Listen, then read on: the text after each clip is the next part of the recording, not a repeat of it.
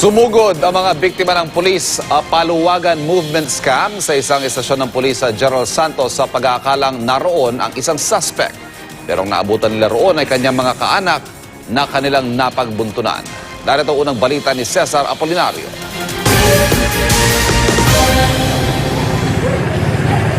Nagkatensyon sa San Isidro Police Station sa General Santos City. Nagsumugod ang mga gustong magpa-blatter. Lahat sila biktima umano ng PPM scam o Police Paluwagan Movement Scam na ang alok 120% na tubo sa isang buwan.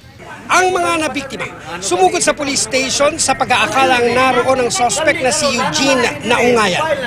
Pero mga kaanak lang niya ang naroon na dumulog naman sa pulisya dahil sa takot na kuyugin ng mga tao.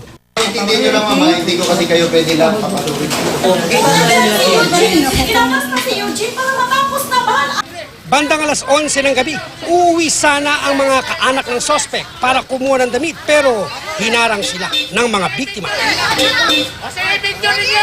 Kahit ang mga pulis, walang magawa. Kunin sila problema siya, dapat yun na sila pag-auson. Sundan niyo! Sinundan ng mga biktima ang mga kaanak ng suspect hanggang sa bahay nito. Pero hindi pa rin nakita ang suspect na si Naungayan. Wala lagi si Eugene, wala si Eugene. Sinusubukan pa ng GMA News na kunin ang panig ni Naungayan o ng kanyang mga kaanak. Matatandaang nitong Marso lang nang sibakin sa pwesto ang tatlong opisyal ng Police Regional Office 12 dahil sa pagkakasangkot umano sa scam. Para sa unang balita, Cesar Apolinario reporting.